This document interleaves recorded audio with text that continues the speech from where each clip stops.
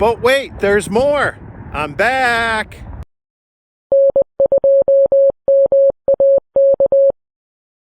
That's right. We are back, folks, here at Park 6532, the Erie Canalway National Heritage Corridor. We got the Coffee and Ham Radios Poseidon. It's a Rybakoff. You'll see the 4 radials going out, each of the cardinal directions. Hey, X marks the spot. Remember that from the last video? Now, here's what's different. First, feed point is a little bit lower to the ground. I did not use the last section of the mast. You'll also notice a different choke. This is the N9 SAB choke, and I got RG174 coax, a short run. You know what that means. We're going QRP. I got the ICOM 705 and the MAT 705 tuner in there. Let's see what it does. Okay, so here we are in 6 meters, and click to run a tune cycle, and oh, it did tune up on 6. How about that?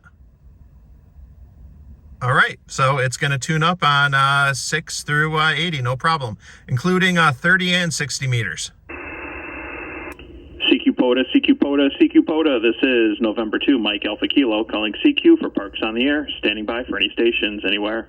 Kilo Oscar 4, Bravo, Whiskey, November, QSL. QSL, and you are a 5-4 into Atlanta, Georgia.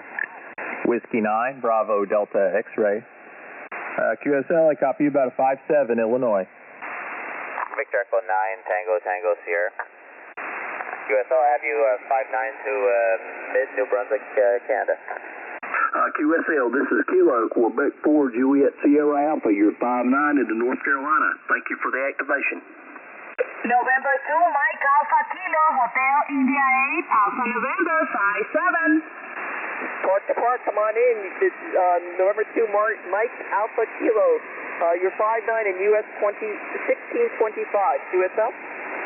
All right, that'll do it, but let's take a quick look at the SWR since I've got just a little bit more time before I got to take down the station. Okay, hopefully this is going to display well. Here's a quick look at the SWR on the Nano VNA.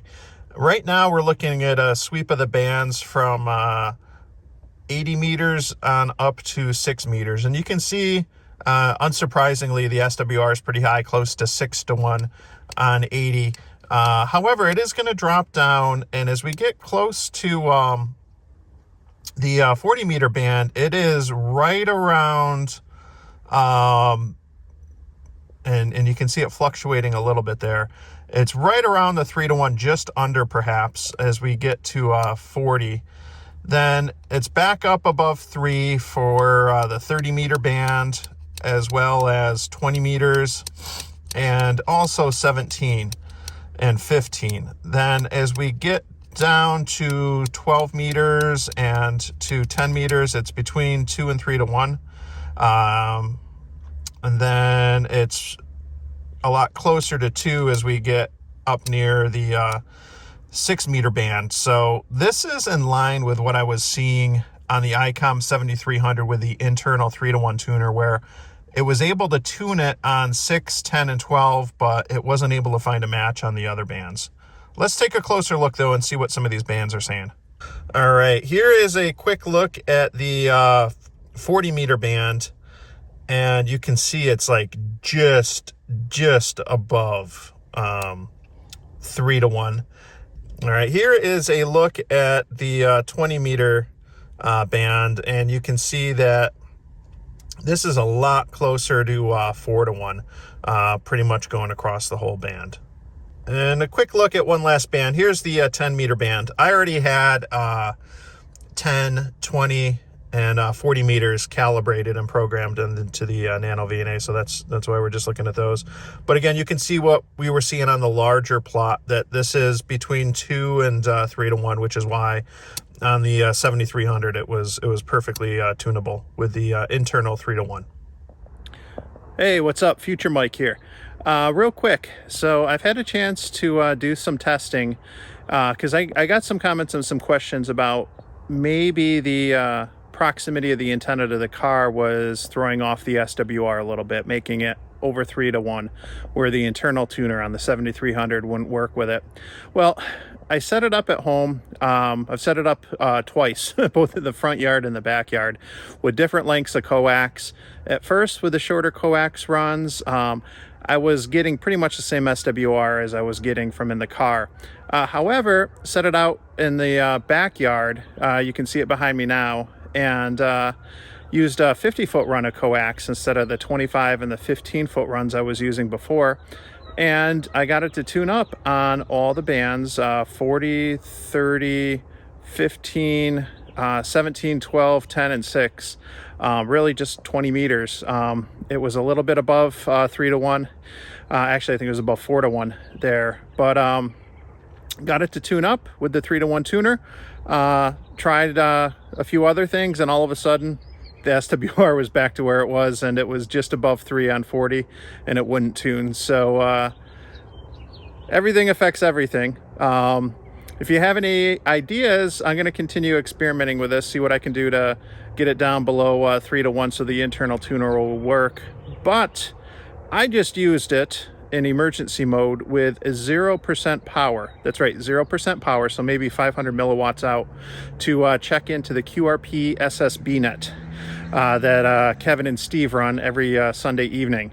So if that's not saying anything, I don't know what is. Let's get back to the original video. This time out, I came out for an early shift QRP before work.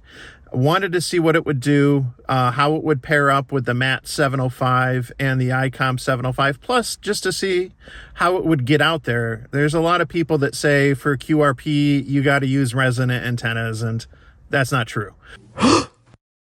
The antenna worked great. The tuner was able to find a match on all bands 6 through 80. That includes on the work bands, even 30 and 60 meters as well.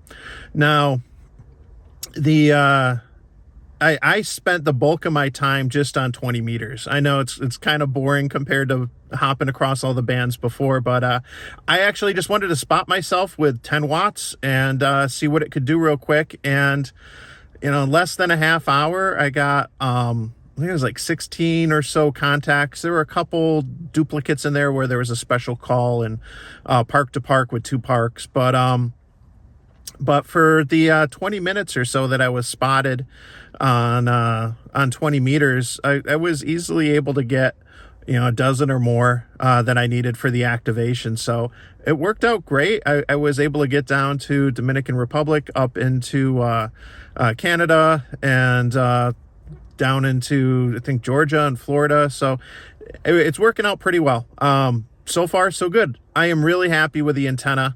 I'll leave a link down below where you can learn more or purchase the Poseidon from Coffee and Ham Radios. They got some other great antenna kits too that I definitely would recommend. I've personally built the Mercury link dipole, and that is awesome. But let me tell you, the Poseidon is a lot easier to build. It's always easier to build a random wire because there's really no tuning involved whatsoever. It's great to have everything incorporated onto the winder. It makes it a lot easier to pack up and carry with me. So I'm looking forward to using this antenna some more. If you want to learn more about a Rybakoff antenna, I've done quite a few videos on those already the last year, and I have a playlist. I'll leave a link for that. It's a fascinating antenna. It's gonna have some really good gain on the higher bands, like 10 up till maybe 20. I've had really good luck on 17 with it before, and it's an awesome antenna. But it's also multi-banded, so even though you're going to get some better gain and radiation patterns on the higher bands, I've been able to use it on all bands 6 through 80. So let me know what you think about the Rybakoff antenna. Leave a comment down below. If you like this video, please click like and subscribe to my channel. I'm Mike, N2MAK 73.